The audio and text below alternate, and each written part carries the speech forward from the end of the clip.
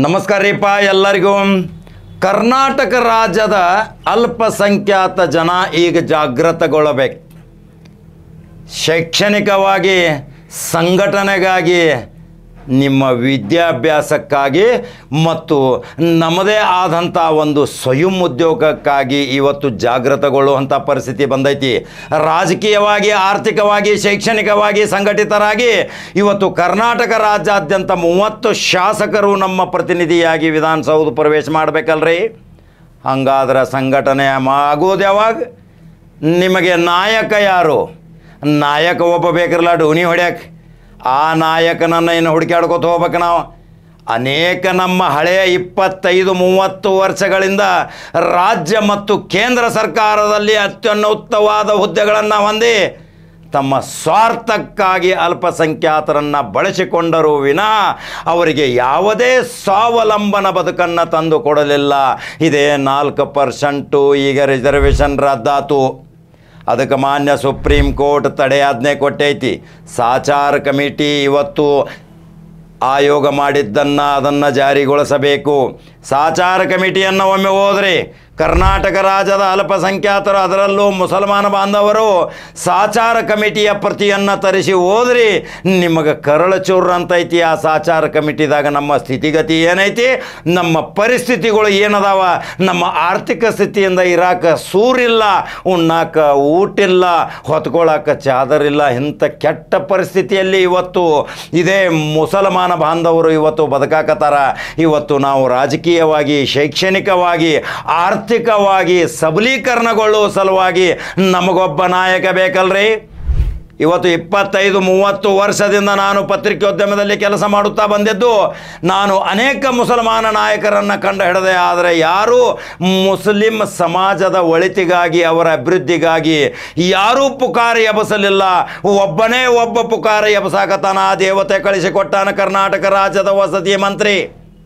ಗಪ್ಪನಾಗ ಗೊತ್ತಾಗಿರ್ಬೇಕು ನಿಮಗೆ. ಈಗ ಬೀಜಡ್ ಜಮೀರ್ ಅಹ್ಮದ್ ಖಾನ್ದ ಕಾಕ ಹೇಳಾಕ ಬಂದಾನಂತೇಳಿ. ಬೀಜಡ್ ಜಮೀರ್ ಅಹ್ಮದ್ ಖಾನನ ಬಗ್ಗೆ 3 ವರ್ಷದಿಂದ ನಾನು ಸ್ಟಡಿ ಮಾಡಿ ನೋಡಿದೆ. ಜಾತ್ಯತೀತ ಜನತಾದಳದಲ್ಲಿ ಇದ್ದಾಗ ಸಹಿತ, ಶಾಸಕರಿದ್ದಾಗ ಸಹಿತ ನಾನು ಅವರ ಅನೇಕ ಕಾರ್ಯಕ್ರಮಗಳನ್ನು ಕಂಡು ಹಿಡಿದೆ. ಅವಾಗೂ ಮಂತ್ರಿ ಇದ್ದರು ಅವರು. ಅವಾಗೂ ಸಹಿತ ಅವರ ಪ್ರತಿಯೊಂದು ಆಗು ಹೋಗುಗಳನ್ನು ಕಂಡು ಹಿಡಿದಾಗ ನನಗೆ ಕರ್ನಾಟಕ ರಾಜ್ಯದ ಅಲ್ಪಸಂಖ್ಯಾತರ ನಾಯಕನಾಗಲಿಕ್ಕೆ ಇವನೊಬ್ಬನೇ ಯೋಗ್ಯ ವ್ಯಕ್ತಿ ಅಂಥೇಳಿ ನನಗೆ ಮನದಟ್ಟನೆ ಆದ ತಕ್ಷಣ ಈ ಸುದ್ದಿ ಬಿತ್ತರಣೆ ಮಾಡಕತ್ತೀನಿ. ದಯಮಾಡಿ ಕರ್ನಾಟಕ ರಾಜ್ಯದ 1 ಕೋಟಿ ಮುಸಲ್ಮಾನ ಬಾಂಧವರು ಇವತ್ತು ಇದು 4 ನಿಮಿಷದ ವಿಡಿಯೋ ಭಾಳ ಕೂಲಂಕುಷವಾಗಿ ನೋಡ್ರಿ. ನಾಳೆ ನಮ್ಮ ಸಬಲೀಕರಣ ಜೀವನ ಐತಿ, ಮಕ್ಕಳ ವಿದ್ಯಾಭ್ಯಾಸದ ಸ್ಥಿತಿಗತಿ ಐತಿ, ತಂದೆ ತಾಯಿಗಳ ಪರಿಸ್ಥಿತಿ ಐತಿ. ತಂದೆ ತಾಯಿ ಇವತ್ತು ದುಡಿದು ಆ ಮಕ್ಕಳನ್ನು ವಿದ್ಯಾಭ್ಯಾಸ ಕಲಿಸೋಗೋಸ್ಕರ ಹಿಂದೇಟು ಹಾಕಾಕತ್ತಾರ. ಯಾವುದೇ ಆರ್ಥಿಕ ಭದ್ರತೆ ನಮ್ಮಲ್ಲಿಲ್ಲ, ನಮ್ಮದೇ ಆದಂಥ ಸ್ವಯಂ ಕಾರ್ಖಾನೆಗಳಿಲ್ಲ, ಉದ್ಯೋಗಪತಿಗಳಿಲ್ಲ. ತಾಂತ್ರಿಕ ಯುಗದಲ್ಲಿ ದೊಡ್ಡ ದೊಡ್ಡ IT-BT ಕಾರ್ಖಾನೆ ಮಾಲೀಕರುಗಳು ಇಲ್ಲ. ಆದರೂ ಸಹಿತ ನೀವು ಒಪ್ಪತ್ತಿನ ಗಂಜಿಗಾಗಿ ಇವತ್ತು ಕೂಲಿಗಾಗಿ ಇವತ್ತು ಅಲೆದಾಡಕತ್ತೀರಿ. ಆದರೆ ಆ ಕೂಲಿ ಜೊತೆ ಅಲೆದಾಡುತ್ತಾ ಇವತ್ತು ಇದೇ ಕರ್ನಾಟಕ ರಾಜ್ಯದ ಒಬ್ಬ ನೇತಾರ, ಸ್ಟಾರ್ ಅಂದ್ರೂ ಅಡ್ಡಿ ಇಲ್ಲ, ಅದೇ ಇದು ನಮ್ಮ ಪರಮಾತ್ಮ ಇವತ್ತು ಇದೇ ಮುಸಲ್ಮಾನ ಬಾಂಧವರಿಗೆ ಒಂದು ಕೊಹಿನೂರು ವಜ್ರದಂತೆ ಕಳಿಸಿಕೊಟ್ಟಾನ. ಅವನೇ ಬೀಜಡ್ ಜಮೀರ್ ಅಹ್ಮದ್ ಖಾನ್. ಬೀಜಡ್ ಜಮೀರ್ ಅಹ್ಮದ್ ಖಾನ್ ಹಳೆ ಇತಿಹಾಸಗಳನ್ನು ದೈನಂದಿನವಾಗಿ ತೆಗೆದು ನೋಡ್ರಿ. ಯಾರು ಸುಖ ದುಃಖಗಳನ್ನು, ಅಹವಾಲುಗಳನ್ನು ಸ್ವೀಕಾರ ಮಾಡಿ ಯಾರಿಗೆ ತೊಂದರೆ ಐತಿ ಅಲ್ಲಿ ಹಾಜರಾಗತಾನ, ಕೈಲಾದ ಸಹಾಯ ಮಾಡ್ತಾನ, ಸರ್ಕಾರದಿಂದ ಕೊಡಿಸ್ತಾನ. ಇವನೆಂಥ ಬೀಜಡ್ ಜಮೀರ್ ಅಹ್ಮದ್ ಖಾನ್. ಕಾಕಾ ಬೀಜಡ್ ಜಮೀರ್ ಅಹ್ಮದ್ ಖಾನನ ಪೂರಾ ಸ್ಟೋರಿ ಹೇಳೇನಿ. ಇನ್ನು ಕೆಲವು ದಿನಗಳಲ್ಲಿ ಇದೇ ಬೀಜಡ್ ಜಮೀರ್ ಅಹ್ಮದ್ ಖಾನದ 3 ತಾಸಿನ ಒಂದು ಚಲನಚಿತ್ರವನ್ನು ನಿರ್ಮಾಣ ಮಾಡುವ ಸಲುವಾಗಿ ನಾನು ನಿರ್ಧಾರ ತೆಗೆದುಕೊಂಡಿದ್ದೀನಿ. ಇದನ್ನು ಅಂತಾರಾಷ್ಟ್ರೀಯ ಮಟ್ಟದಲ್ಲಿ ದೈನಂದಿನವಾಗಿ ಸೀರಿಯಲ್ ಮುಖಾಂತರ ಬರುವಗೋಸ್ಕರ ದೈನಂದಿನವಾಗಿ 15 ನಿಮಿಷ ಬೀಜಡ್ ಜಮೀರ್ ಅಹ್ಮದ್ ಖಾನ್ ಮಾಡಿದ ಸಾಧನೆ ಇದೆ. ಅಲ್ಪಸಂಖ್ಯಾತ ಮತ್ತು ಸರ್ವ ಜಾತಿ ಜನಾಂಗದ ನಾಯಕನಾಗಿ ಸರ್ವರ ಸುಖ ದುಃಖವನ್ನು ವಿಚಾರ ಮಾಡುವ ಸಲುವಾಗಿ ಅವರ ಮನೆ ಬಾಗಿಲಿಗೆ ಹೋಗಿ ಅವರ ದುಃಖವನ್ನು ಕೇಳಿದಂಥ ಎಲ್ಲಾದರೂ ಮಂತ್ರಿಯನ್ನು ನೋಡಿದಿರಿ ನೀವು? ಇವತ್ತು ಇದೇ ಕರ್ನಾಟಕ ಘನತೆವೆತ್ತ ಸರ್ಕಾರದಲ್ಲಿ ಅತ್ಯುನ್ನತ ಸಂಪುಟ ದರ್ಜೆಯ ಸ್ಥಾನಮಾನ ಹೊಂದಿ ಇವತ್ತು ರಾಜ್ಯಾದ್ಯಂತ ನಮ್ಮ ಬಡ ಮಕ್ಕಳು ಶಿಕ್ಷಣ ಕಲಿಯಬೇಕು, ಹಾಸ್ಟೆಲ್ ವ್ಯವಸ್ಥೆ ಆಗಬೇಕು, ಅವರಿಗೆ ಸ್ಕಾಲರ್ಶಿಪ್ ಸಿಗಬೇಕು, ಉನ್ನತ ವ್ಯಾಸಂಗ ಮಾಡುವ ಸಲುವಾಗಿ ವಿದೇಶಕ್ಕೆ ಹೋಗುವ ಸಲುವಾಗಿ 20 ರಿಂದ 30 ಲಕ್ಷ ರೂಪಾಯಿ ಅನುದಾನವನ್ನು ಪ್ರತಿ ವಿದ್ಯಾರ್ಥಿಗೆ ತೆಗೆದುಬಿಟ್ಟಂಥ ಇವನೆಂಥ ಮಂತ್ರಿ ರೀ. ಯಾರಾದರೂ ಕರ್ನಾಟಕ ರಾಜ್ಯದ ಇತಿಹಾಸ ಹಳೆಯ ದಾಖಲೆಗಳನ್ನು ತೆಗೆದು ನೋಡ್ರಿ. ಅಲ್ಪಸಂಖ್ಯಾತರಿಗೆ ಸಾವಿರಾರು ಕೋಟಿ ರೂಪಾಯಿ ಇವತ್ತು ಮುಖ್ಯಮಂತ್ರಿಯ ಜೊತೆ ಹೋಗಿ ಜಿದ್ದಿಗೆ ಬಿದ್ದು ಅವರ ಜೊತೆ ಜಗಳಾಡಿ ಇವತ್ತು ಸಾವಿರಾರು ಕೋಟಿ ರೂಪಾಯಿ ತಂದು ಇವತ್ತು ಇದೇ ಮುಸಲ್ಮಾನ ಸಮಾಜ ಯಾವ ರೀತಿ ಅಧೋಗತಿಗೆ ಇಳಿದೈತಿ. ಆ ಮಕ್ಕಳು, ಅಲ್ಲಿಯ ಹೆಣ್ಣು ಮಕ್ಕಳು ಉನ್ನತ ಸ್ಥಾನಕ್ಕೆ ಬರಬೇಕು, ಒಳ್ಳೊಳ್ಳೆ ಹುದ್ದೆಗಳಿಗೆ ಹೋಗಬೇಕು, ಅವರು ಈ ಭಾರತೀಯ ಜನತೆಯ ಸಮಾನತೆಯದೊಂದಿಗೆ ಬೆರೆತು ಇರಬೇಕು ಅನ್ನೋದೇ ಮಹತ್ವಾಕಾಂಕ್ಷೆಯ ಉದ್ದೇಶ ಇದೆ ಬಿ.ಜಡ್ ಜಮೀರ್ ಅಹ್ಮದ್ ಖಾನ್. ನೋಡಿದಿರಿ, ಅವರ ಆಪ್ತ ಸಿಬ್ಬಂದಿ ಮತ್ತು ಆಪ್ತ ಕಾರ್ಯದರ್ಶಿಗಳು ಮತ್ತು ಅವರ ಪರ್ಸನಲ್ ಸೆಕ್ರೆಟರಿ ಗನ್ಮ್ಯಾನ್ಗಳು ಎಲ್ಲರೂ ಅವರ ಕಚೇರಿಗೆ ಹೋದರೆ ಸೌಜನ್ಯದಿಂದ ಕರೆದು ಮಾತನಾಡಿಸಿ, ಯಾವ ಊರಿಂದ ಬಂದೇರಿ, ಏನು ಅಹವಾಲ ಐತಿ ನಿಮ್ಮದು, ನಮ್ಮ ಇಲಾಖೆಯಿಂದ ನಿಮಗೆ ಏನು ಸಾಲ ಸೌಲಭ್ಯ ಮತ್ತು ಸವಲತ್ತು ಸಿಗಬೇಕನ್ನೋದು ತಕ್ಷಣ ಪರಿಹಾರ ಮಾಡಿ ಕೊಡ್ತಾರ. ಇವನೆಂಥ ದೇವರು ಹುಡ್ಸ್ಯಾನ್ರಿ. ನಮ್ಮ ಕರ್ನಾಟಕ ರಾಜ್ಯದ ಮುಸಲ್ಮಾನ ಬಾಂಧವರಿಗೆ ಇದೊಂದು ವರ ಕೊಟ್ಟಂಗೆ ದೇವರು ಕೊಟ್ಟಾನ. ಜಮೀರ್ ಅಹ್ಮದ್ಗೆ ಶಕ್ತಿ ಕೊಡಬೇಕು, ತಾಕತ್ತು ಕೊಡಬೇಕು, ಯುಕ್ತಿ ಕೊಡಬೇಕು, ಭಕ್ತಿ ಕೊಡಬೇಕು. ಅವರಿಗೆ ಇನ್ನೂ ಹೆಚ್ಚಿನ ಬಡ ಜನರಿಗೆ ಸಹಾಯ ಮಾಡುವಂಥ ಶಕ್ತಿ ಮತ್ತು ಆಯುಷ್ಯ ಕೊಡಬೇಕಂತೇಳಿ ದೈನಂದಿನವಾಗಿ ನೀವು ಪ್ರಾರ್ಥನೆ ಮಾಡಕತ್ತೀರಿ. ಆದರೆ ಈಗ ನಮ್ಮ ಪ್ರಮುಖ ಪ್ರಶ್ನೆ, ಕರ್ನಾಟಕ ರಾಜ್ಯದಲ್ಲಿ ಅನೇಕ ಪಂಗಡಗಳಲ್ಲಿ ನೀವು ವಿಂಗಡಣೆಯಾಗಿ ಹೋಗಿದ್ದೀರಿ.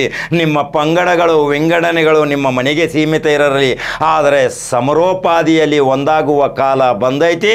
ಇವತ್ತು ಬಿ.ಜಡ್ ಜಮೀರ್ ಅಹ್ಮದ್ ಖಾನನ್ನು ಕರ್ನಾಟಕ ರಾಜ್ಯದ ಒಂದು ಮುಸಲ್ಮಾನರ ನಾಯಕನನ್ನಾಗಿ ನೀವು ಘೋಷಣೆ ಮಾಡುವ ಸಲುವಾಗಿ ಪ್ರತಿ ವಿಧಾನಸಭಾ ಕ್ಷೇತ್ರದಿಂದ ಒಂದು ಅಭಿಯಾನ ಪ್ರಾರಂಭ ಮಾಡಬೇಕು.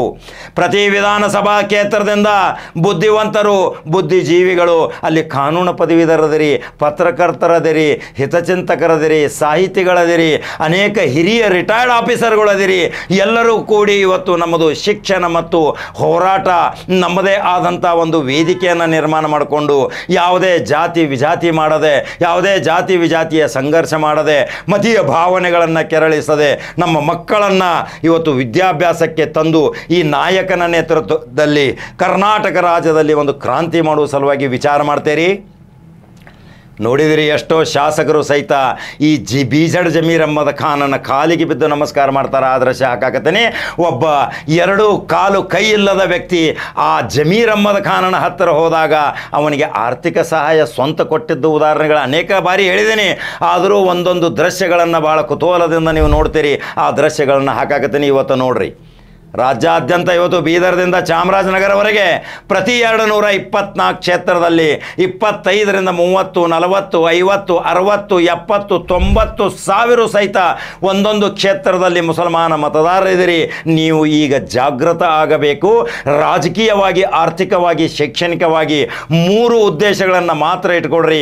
ಯಾವ ಧರ್ಮ, ಯಾವ ಪಂಗಡ, ಯಾವ ವಿಭಾಗ, ಯಾವುದ ವಿಂಗಡಣೆ, ಆ ಪಂಗಡ ಈ ಪಂಗಡ ನಮಗೆ ಅವಶ್ಯಕತೆ ಇಲ್ಲ. ನಮಗೆ ಇರೋದೇ ಒಂದೇ ಪಂಗಡ, ಅದೇ ಶೈಕ್ಷಣಿಕ ಮತ್ತು ಆರ್ಥಿಕವಾಗಿ ನಾವು ಇವತ್ತು ಸಬಲೀಕರಣಗೊಳ್ಳುವ ಸಲುವಾಗಿ ಆ ದೇವರು ಕಳಿಸಿದಾನ ಒಬ್ಬ ನಾಯಕನನ್ನು. ನೀವು ಎಲ್ಲರೂ ಕೂಡಿ ಹೋಗಿ, ನಾವು ಯಾವುದೇ ಪಂಗಡದಲ್ಲಿ ಭಾಗವಹಿಸುವುದಿಲ್ಲ, ನಮ್ಮ ಪಂಗಡಗಳು ನಮ್ಮ ಮನೆ ಮತ್ತು ನಮ್ಮ ಗ್ರಾಮ ಮಟ್ಟದಲ್ಲಿ ಇರ್ತಾವ. ಆದರೆ ಒಂದು ಇವತ್ತು ಶೈಕ್ಷಣಿಕ ಮತ್ತು ಆರ್ಥಿಕಕ್ಕಾಗಿ ಹೋರಾಟಕ್ಕಾಗಿ ಜಮೀರ್ ಅಹ್ಮದ್ ಜೊತೆ ನಾವು ಕೈ ಜೋಡಿಸ್ತೀವಿ ಅಂಥೇಳಿ ಎಲ್ಲರೂ ಕೂಡಿ ಹೋಗಿ ಬಂದರೆ ಮಾತ್ರ ನಾನು ಕರ್ನಾಟಕ ರಾಜ್ಯದ ನಾಯಕತ್ವ ವಹಿಸುತ್ತೇನೆ ಅಂಥೇಳಿ ಇದೇ ಬಿ.ಜಡ್ ಜಮೀರ್ ಅಹ್ಮದ್ ಖಾನ್ ನಮಗೆ ಹೇಳಿದ್ದು ಇವತ್ತು ನಿಮಗೆ ಹೇಳಾಕತ್ತೀನಿ. ಯಾಕಂದ್ರೆ 4 ದಿವಸ ಮತ್ತು ಕೂಡೋದು, 4 ದಿವಸ ಕೂಡಿದ ಮೇಲೆ ಅವು ಹಿಂಗದಾನ, ಇವು ಹಿಂಗದಾನ, ಅವ ಆ ಪಂಗಡದವದಾನ, ಇವು ಈ ಪಂಗಡದವದಾನ, ಅವ ಆ ಇದ್ರ ಜೊತೆ ಫಾಲೋವರ್ದಾನ, ಈ ಫಾಲೋವರ್ದಾನ ಅಂಥೇಳಿ ಇದರಿಂದ ನೀವು ಚದುರಿ ಹೋಗಿ ಚಿಂದಿ ಚಿತ್ರಾನ ಆಗಿ ಹೋಗಿದಿರಿ. ಇನ್ನೂ ಯಾವಾಗ ನಿಮಗೆ ಬುದ್ಧಿ ಬರುವುದು? ಬುದ್ಧಿ ಬರುವ ಕಾಲ ಈಗ ಬಂದೈತಿ. ಈಗಲಾದರೂ ನೀವು ಕೂಡಿ ಒಂದೇ ವೇದಿಕೆ ಮೇಲೆ ಇಂಥ ನಾಯಕನನ್ನು ಒಂದು ಚುಕ್ಕಾಣಿ ಹಿಡೀಲಿಕ್ಕೆ ನೀವು ರಾಜ್ಯದಲ್ಲಿಯೇ ಒಂದು ಕ್ರಾಂತಿ ಮಾಡಿದರೆ ಬರುವ 2028ರಲ್ಲಿ ಇದೇ ಬಿ.ಜಡ್ ಜಮೀರ್ ಅಹ್ಮದ್ ಖಾನ್ ಕರ್ನಾಟಕ ರಾಜ್ಯಾದ್ಯಂತ ಸುತ್ತಾಡಿದರೆ 30 ಶಾಸಕರನ್ನು ವಿಧಾನಸಭೆಯಲ್ಲಿ ಪ್ರವೇಶ ಮಾಡುವಂಥ ಶಕ್ತಿ ಇದೇ ಬೀಜಡ್ ಜಮೀರ್ ಅಹ್ಮದ್ ಖಾನ್ಗೈತಿ. ಹೆಂಗೆ ನೋಡಿದಿರಲ್ಲ, ತೆಲಂಗಾಣದಾಗ ಒಂದು ತಿಂಗಳ ನೆಟ್ವರ್ಕ್ ಮಾಡಿದ ಮೇಲೆ ಬಹುಮತ ಸರ್ಕಾರ ಬತ್ತು. ಮುಖ್ಯಮಂತ್ರಿ ಹೇಳಿದ್ದು ಜಮೀರ್ ಅಹ್ಮದ್ ಖಾನ್, ಉಪಮುಖ್ಯಮಂತ್ರಿ ಹೇಳಿದ್ದು ಜಮೀರ್ ಅಹ್ಮದ್ ಖಾನ್, ಎಲ್ಲ ಕ್ಯಾಬಿನೆಟ್ ದರ್ಜೆ ಹುದ್ದೆಗಳನ್ನು ನೇಮಕ ಮಾಡಿ ದಿಢೀರನೆ ಚಳಿಗಾಲ ಅಧಿವೇಶನ ಸುವರ್ಣಸೌಧಕ್ಕೆ ಬಂದು ಅಲ್ಲಿ ಕಾರ್ಯಕಲಾಪದಲ್ಲಿ ಭಾಗವಹಿಸಿ ಅನೇಕ ಸಮಾಜದ ಚಟುವಟಿಕೆಗಳನ್ನು ಮಾಡಿ ತನ್ನ ಇಲಾಖೆಯ ಪ್ರಶ್ನೆಗಳಿಗೆ ಉತ್ತರ ಕೊಟ್ಟು ಇದೇ ಹೌಸಿಂಗ್ ಬೋರ್ಡ್ದಲ್ಲಿ ಯಾವುದೇ ಮನೆಗಳನ್ನು ನಿಲ್ಲಿಸದಂತೆ ತಕ್ಷಣ ಖಡಕ್ ವಾರ್ನಿಂಗ್ ಮಾಡಿದಂಥ ಗುತ್ತಿಗೆದಾರರಿಗೆ ಇವನೇ ಬೀಜಡ್ ಜಮೀರ್ ಅಹ್ಮದ್ ಖಾನ್ ಮಂತ್ರಿ. ಯಾವುದೇ ಮನೆ ನಿರ್ಮಾಣ ಅಪೂರ್ಣ ಆಗಬಾರದು, ಹಣಕಾಸಿನ ತೊಂದರೆ ಆಗಬಾರದು, ಬಡ ಜನರಿಗೆ ಆ ಫಲಾನುಭವಿಗಳಿಗೆ ವಿತರಣೆ ಮಾಡಿದಂಥ ಮನೆಗಳಿಗೆ ಯಾವುದೇ ತೊಂದರೆ ಆಗಬಾರದು ಅನ್ನೋದು ಖಡಕ್ ಸಂದೇಶ ರವಾನಿಸಿದ ಇದೇ ಬೀಜಡ್ ಜಮೀರ್ ಅಹ್ಮದ್ ಖಾನ್ ಅವರ ಬೆನ್ನ ಹತ್ಯಾರ ಇದೇ UT ಖಾದರ್ ಸ್ಪೀಕರ್ ಸಾಹೇಬರು. ಇವರಿಬ್ಬರ ನೇತೃತ್ವದಲ್ಲಿ ಒಂದು ಸಮಾನ ಮನಸ್ಕರ ಒಂದು ಎಲ್ಲ ಶಾಸಕರು 9 ಶಾಸಕರಿದಾರ, ಇವರು ಸ್ಪೀಕರ್ ಇದಾರ, ಇವರು ಉನ್ನತ ದರ್ಜೆ ಸ್ಥಾನಮಾನ ಹೊಂದಿದಾರ, ಪೌರಾಡಳಿತ ಮಂತ್ರಿ ಇದಾರ, ಮುಖ್ಯಮಂತ್ರಿಯ ಕಾರ್ಯದರ್ಶಿ ಇದಾರ. ಅದರಗೋಸ್ಕರ ಎಲ್ಲರೂ ಒಮ್ಮನಸ್ಸಿನಿಂದ ಎಲ್ಲ ಪಂಗಡ ಮತ್ತು ನಮ್ಮ ಯಾವುದೇ ಭೇದ ಭಾವ ಭಿನ್ನಾಭಿಪ್ರಾಯಗಳನ್ನು ಹೊರಗಿಟ್ಟು ನೇರವಾಗಿ ಒಂದೇ ದೋಣಿಯಲ್ಲಿ ನಾವು ಸಾಗಿದರೆ ಆ ಸಾಗರದಿಂದ ದಡ ಸೇರ್ತೀವಿ ಅನ್ನೋದು ಖಡಕ್ ಜವಾರಿ ಕಾಕ ಹೇಳ್ಯಾನ.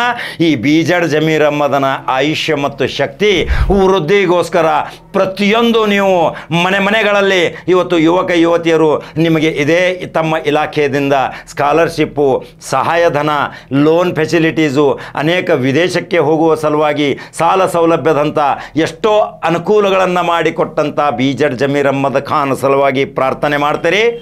ಎಷ್ಟು ಜನ ಪ್ರಾರ್ಥನೆ ಮಾಡ್ತೀರಿ, ಎಷ್ಟು ವಿಧಾನಸಭಾ ಕ್ಷೇತ್ರದಿಂದ ಎಷ್ಟು ಜನ ಒಕ್ಕಟ್ಟಾಗ್ತೀರಿ, ಎಲ್ಲರೂ ಒಂದೇ ವೇದಿಕೆ ಮೇಲೆ ಇವತ್ತು ಯಾವ ರೀತಿ ನಿಮ್ಮ ಆವಾಜನ್ನು ನನ್ನ ಜೊತೆ ಜೋಡಿಸ್ತೀರಿ ಅನ್ನೋದು ನನ್ನ ಕಮೆಂಟ್ ಬಾಕ್ಸ್ನಾಗಿ ನಿಮ್ಮ ಅನಿಸಿಕೆಗಳನ್ನ ಹಾಕಿರಿ. ನಮಗೆ ಜಾತಿ ವಿಜಾತಿ ಬೇಡ, ನಾವು ಭಾರತೀಯರು, ಭಾರತದ ಮಕ್ಕಳು, ಬಹುಸಂಖ್ಯಾತ ಹಿಂದೂ ಜನರ ಜೊತೆ ನಾವು ಅಣ್ಣ ತಮ್ಮಂದಿರಂತೆ ಬೆರೆತಿದ್ದು ಒಂದು ಶೈಕ್ಷಣಿಕ ಕ್ರಾಂತಿ ಮಾಡುವುದೇ ಇದೇ ಭಾರತಾಂಬೆಯ ತಾಯಿಯ ಮಕ್ಕಳನ್ನೋದು ನಾವು ಸಾಬೀತು ಮಾಡಿ ತೋರಿಸುವುದು. ಬೆಂಕಿ ಮಾತುಗಳು, ಬೆಂಕಿಯ ದ್ವೇಷಮಯ ವಾತಾವರಣ, ದ್ವೇಷದ ಕಿಡಿಕಾರೋದು ನಮಗೆ ಅವಶ್ಯಕತೆ ಇಲ್ಲ. ನಮಗೆ ಬೇಕಾಗಿರೋದು ಶಿಕ್ಷಣ, ಆರ್ಥಿಕವಾಗಿ ಸಬಲೀಕರಣ, ರಾಜಕೀಯವಾಗಿ ನಾವು ಪ್ರಮುಖವಾಗಿ ಬೆಳೆಯಬೇಕನ್ನೋದು ಈ ಖಡಕ್ ಜವಾರಿ ಕಾಕ ಸಂದೇಶ ಕೊಟ್ಟಾನ. ಹೆಂಗಂತೀರಪ್ಪ, ಬೀಜಡ್ ಜಮೀರ್ ಅಹ್ಮದ್ ಖಾನ್ ನಾಯಕ ಆಗಕ್ಕೆ ತಯಾರದಾರ, ನೀವೆಲ್ಲರೂ ಒಂದಾದ್ರೆ ಮಾತ್ರ ನಾ ಹೊರತನಂದಾರ. ಅದರ ಸಲುವಾಗಿ ನನಗೆ ನಡುವು ಮಾಡ್ಯಾರ. ಅನೇಕ ಸುತ್ತಿನ ಮಾತುಕತೆ ನಾ ಮಾತಾಡಿದ್ದೀನಿ. ನೀವೆಲ್ಲರೂ ಒಂದೇ ವೇದಿಕೆ ಮೇಲೆ ಬಂದು ಎಲ್ಲ ವಿಂಗಡಣೆಗಳನ್ನು ವಿಸರ್ಜನೆ ಮಾಡಿ ನೇರವಾಗಿ ನಮ್ಮ ನಾಯಕ ಜಮೀರ್ ಅಹ್ಮದ್ ಖಾನ್ ಅಂತೇಳಿ ತೀರ್ಮಾನ ತಗೊಂಡ್ರೆ ನಾವು ಇನ್ನೂ ಹೆಚ್ಚಿನ ಶಿಕ್ಷಣಕ್ಕೆ ಪ್ರಾಮುಖ್ಯತೆ ಕೊಟ್ಟು ಅನೇಕ ಸಂಘ ಸಂಸ್ಥೆಗಳನ್ನು ನಿರ್ಮಾಣ ಮಾಡಿ ಒಂದು ಕ್ರಾಂತಿ ಮಾಡಬಹುದೇ. ಇದೇ ಇವತ್ತಿನ ಖಡಕ್ ಜವಾರಿ ಕಾಕನ ಸುದ್ದಿ. ಮತ್ತು ಖಡಕ್ ಸುದ್ದಿ ಮತ್ತೊಂದು ತಗೊಂಡು ಬರ್ತೀನಿ. ನಂಬರ್ 1 ಚಾನಲ್ ಫಾಲೋ ಮಾಡಿರಿ, ಲೈಕ್ ಮಾಡಿರಿ, ಶೇರ್ ಮಾಡಿರಿ. ಬೇರೆ ಸುದ್ದಿ ಹಂಗೆ ಬರ್ತೀನಿ. ನಮಸ್ಕಾರ.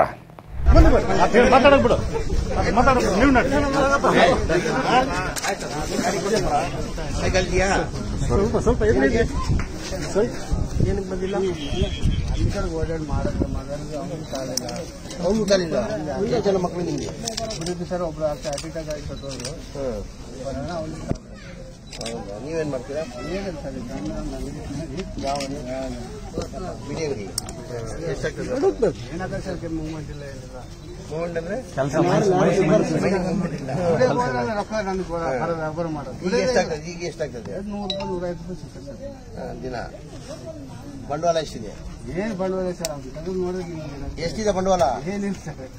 ಎಷ್ಟಿದೆ ಈಗ ಬಂಡವಾಳ ಎಷ್ಟಿದೆ? ಅದರಲ್ಲ 1500 ರೂಪಾಯಿ ಸಾಮಾನು ಹಾಕಿ, ಒಂದು 1500 ಸಾಮಾನು ಹಾಕಿದ್ವಿ. ಒಂದು 10,000 ಸಂಬಂಧ ಆಗಿದ್ರೆ ಎಷ್ಟಾಗ್ತದೆ? ಮಾಡ್ಕೊಳ್ತೀರಾ? ಆಯ್ತು, 10,000 ಕೊಡ್ತೀರಿ. ಏಯ್ ಸಬ್ರು ಕೊಟ್ಟಾರೆ ನನ್ನ ಕಡೆಯಿಂದ ಕಡೆ ನನಗೂ ಪುಣ್ಯ ಕಟ್ಕೊಡ್ತೀನಿ ಅಂತ.